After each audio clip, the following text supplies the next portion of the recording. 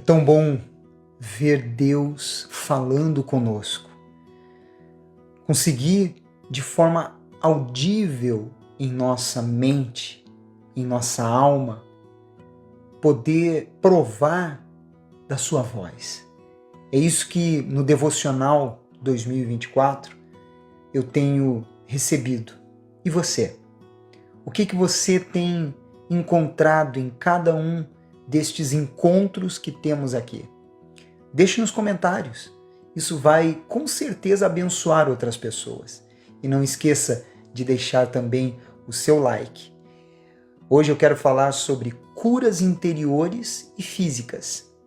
Falar também sobre um verdadeiro pai trata assim. Você saberá como. E terceiro, o que é meditar? Hoje nós vamos mergulhar nos Salmos 103, 104 e 105, que falam sobre profundos ensinamentos. Convide as pessoas que você conhece para entrar neste devocional, ainda dá tempo. Coloque no seu story, coloque aí nos seus grupos, listas de transmissão. Você já imaginou quantas pessoas serão impactadas por Deus nestas palavras tão profundas? O Salmo 103, ele no versículo 3 diz assim: Ele é quem perdoa todas as tuas iniquidades, quem sara todas as tuas enfermidades. As iniquidades, elas são enfermidades interiores. Elas fazem a alma estar doente e, consequentemente, além do emocional, a mente desta pessoa.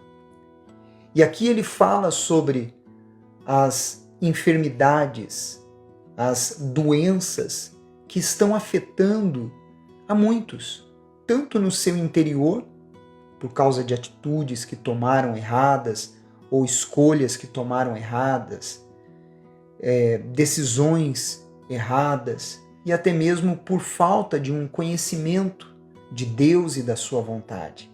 E outras que foram reféns de ciladas ou até mesmo de pessoas com más intenções. E outras que carregam dentro de si problemas de saúde, quer seja por questões genéticas ou por questão de um comportamento errado na forma de você cuidar da sua saúde ou até mesmo por uma ação maligna.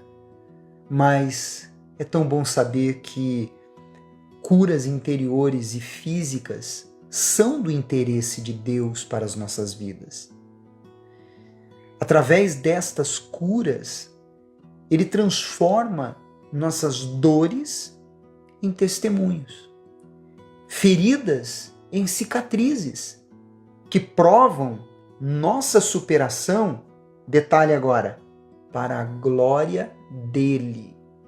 Porque uma das razões de pessoas não encontrarem a cura para o seu interior e também para o exterior é porque querem simplesmente para seu próprio benefício e ponto final. Mas quando se coloca diante de Deus da seguinte maneira: Senhor, eu preciso desta cura, pois eu quero glorificar o Senhor através dela. Aí é diferente. Então, pense como você tem colocado diante de Deus as suas dores e feridas. No versículo 10, ele diz assim: Não nos trata segundo os nossos pecados, nem nos retribui consoante as nossas iniquidades. Você sabe que o pecado, ele merece a morte eterna. Por isso que nós não podemos permanecer no pecado. Porque o pecado, ele nos conduz àquilo que ele merece. Você pode ver isso em Romanos, capítulo 6, versículo 23. E, obviamente, que o pecado nos impede de estar em pé diante de Deus, que é justo. Como está escrito em Mateus, capítulo 25, versículo 1, e Apocalipse 21, versículo 8. Mas o interessante é que, sobretudo, Deus não nos condena. Ele, através da sua misericórdia, nos redime. Se Ele nos tratasse pelos nossos pecados e iniquidades, nós não teríamos chance alguma de salvação. Você sabia disso? E é aí que está a graça de Deus, que nos dá não aquilo que nós merecemos, mas Ele nos oferece aquilo que o Senhor Jesus garantiu por nós. Que maravilha!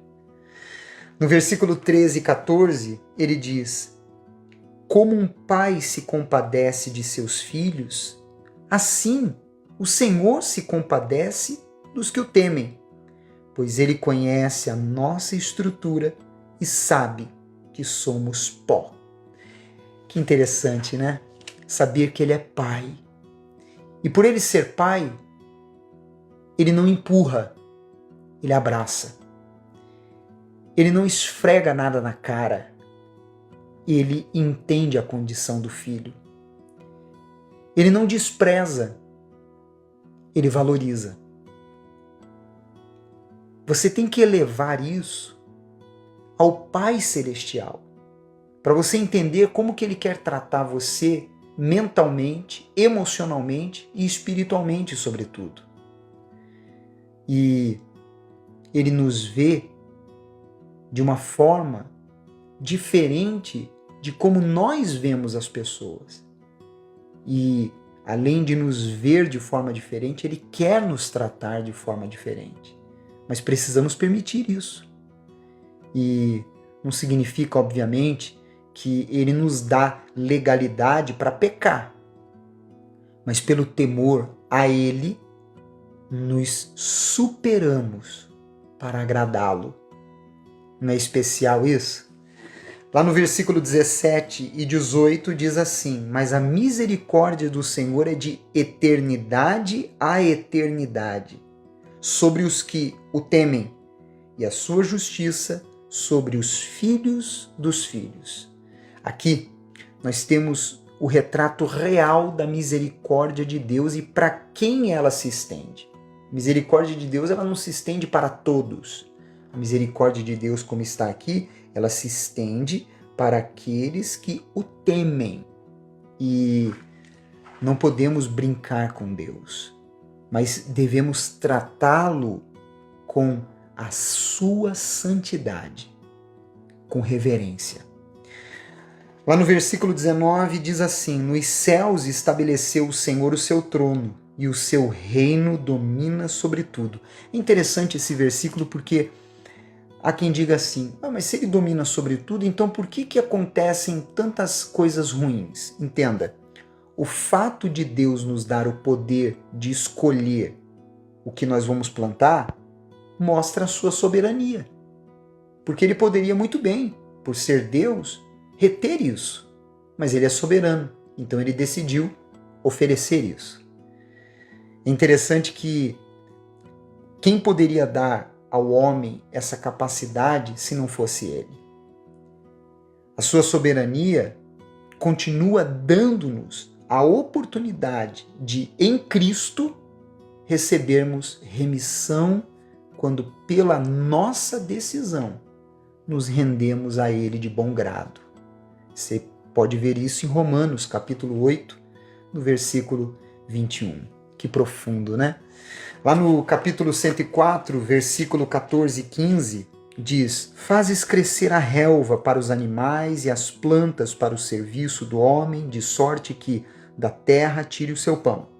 O vinho que alegra o coração do homem, o azeite que lhe dá brilho ao rosto e o alimento que lhe sustém as forças. Muito interessante porque nós devemos sempre crer que Deus é um Deus de provisão. E quando deixamos as nossas vidas, as nossas ansiedades em seus cuidados, Ele nos dá o que nós necessitamos. Eu tenho provado isso em minha vida e eu sei que você também vai provar, se assim fizer.